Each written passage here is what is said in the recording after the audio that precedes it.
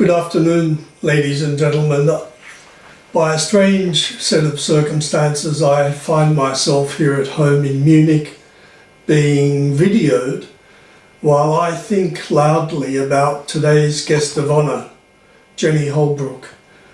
I hope you'll excuse me while I interrupt the proceedings for a few minutes. Hello, Jennie. You once surprised me with your observation that you would like me to write your eulogy. Fortunately, that has not been necessary. Strange as it was, I took it as a compliment, as it came soon after I had spoken in the chapel at Anne Jory's funeral. Why was I recently reminded of your observation? Well, I've been thinking about you and your impending retirement. I won't be at the farewell ceremony, of course, which I regret very much because I'd love to offer you personally the words of praise and congratulation that one can offer at the end of the ceremony. But I regret my absence too because I love listening to people propose a farewell toast to their close colleague and then listening to the response. These speeches too belong to the important cultural stories of Canberra Grammar School. But it was often the case that the person asked to propose the farewell would canvass the opinions and memories of other members of staff at the school. What could they offer as indispensable material in the preparation of the speech? And that led me to ponder what my response would be if the proposer of today's toast had had an opportunity to ask me for my input. So as I thought about that, I was moved to commit some thoughts to paper, and I posted them to you in a best wishes on your retirement card. You found some pleasure in reading them and have urged me to take up Rachel Gurney's suggestion to share them with your friends and colleagues this afternoon. Definitely not a eulogy, fortunately, but a heartfelt tribute nevertheless. And so I offer these reflections. Make of them what you will. Ladies and gentlemen, I forget how long Jennie has been at Canberra Grammar School, but if memory serves me correctly, she's done her stint in 2 sessions, interrupted by the wonderful opportunity that David had of an appointment to Paris. I remember how enthused she was by that opportunity when she returned to grammar. She had developed a great international outlook, an obvious love of Paris and even of the language spoken there. That was important to the contribution that she could make to the boys' education. And later, as a housemaster, she was an unembarrassed supporter of the school's insistence on the importance of languages. That sparkling and genuinely friendly personality of hers shouldn't be taken for granted. She suffered a major family tragedy when her first husband was killed in a helicopter accident less than a year after they had married.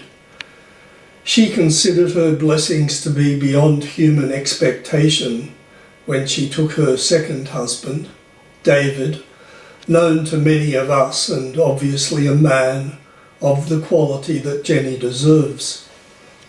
How do I know these intimate details? Well, I know because of Jennie's own disclosure at a school meeting. I don't recall whether it was a housemaster's retreat or a school leader's afternoon course. In any case, all present were expected to talk about some personal aspect of their life, and Jennie chose that. Remarkably courageous, I thought at the time, and now I understand it is a sign of her great personal strength, that she's able to give so much of herself. And isn't that just so important when moulding young lives? Jennie is easily won over to any enthusiasm in which she sees value. Her unfailing support of Day 9 is a great reminder of that. Forgotten now, except perhaps for some records in the school's archives, Day 9 was meant to allow teachers to offer experiences beyond the classroom and to interrupt the daily routine. Jennie was a willing participant, a creative developer of ideas to explore. And when it comes to enthusiasms, don't forget about dragon boats, which she more or less single-handedly turned into an international success story. Talk to her colleagues and fellow adult team members to get a real gauge of her contribution in that area. I'm certain that her main contribution will be considered to be her time as Burgess housemaster. She grew into that role more strongly than she was prepared to give herself credit for at the outset. She was genuinely nervous the first time she had to address the parents of the new Year 7 coming in the following year. As Director of Studies, I had the opportunity to sit at the rear of the theatre to keep an eye on things. She was stunningly well prepared, of course, having devoted vast amounts of time to putting together a presentation the students and the parents would appreciate. And they did. She never took the task or her audience less than seriously. And from year to year, she went from strength to strength. If I may add a personal note here, which I am sure you will have heard from others already, both my stepson Simon and my son Andreas had their senior school beginnings in Burgess. Patricia and I were grateful for her wisdom and careful guidance. Of course, her tenure in Burgess House led to other developments that had an impact across the school. The Burgess House Walk is but one example. The swim and barbecue afternoons and the roles of house seniors can be traced to her innovations. The Burgess House Camp led eventually, and due only to Jennie's persistence and undoubted lobbying skills, to the Year 7 camp, the greatest induction that boys could have into the school, especially for those from other primary schools. What we might label a quiet achievement. And have you ever seen anybody walk past the Burgess House fete stall without digging deep into their pocket to end up with a face encased in fairy floss? And I'm sure that her welcoming of co-education helped it to be the success that it is. Perhaps Jennie is one of those people who likes to hide her light under a bushel. She considered herself to be a junior secondary science teacher until Ed Gilmore, the head of science, and I managed to cajole her into taking on a Year 11 class in biology. I think we had to promise her that we would not expect her to take the class into Year 12, and nor did we, except we also got her to take another Year 11 class in the following year, and then finally we coaxed her into Year 12. Well, she never looked back. She's been a very significant senior biology teacher ever since. Her dealing with colleagues is exemplary and a model to us all.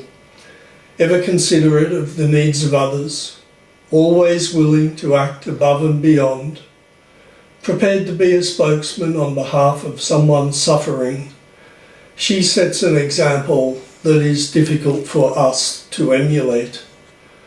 She's a stunning reminder of what our commitment should be. She also sometimes offered a gentle word of criticism, and it was usually well deserved. And one final thought. No farewell toast to Jennie would be complete without mention of the axolotls. And if a recording is made of the toast and her reply, I'd love to receive a copy. I think when you all raise a glass to Jennie's health and happy retirement, late in the afternoon of the 5th of December, I believe, it'll be about 8 a.m. here in Munich, a little too early to open this bottle, but Patricia and I will certainly give it a nudge in the evening. Congratulations and well done, Jennie, and best wishes to all of your guests. Bye.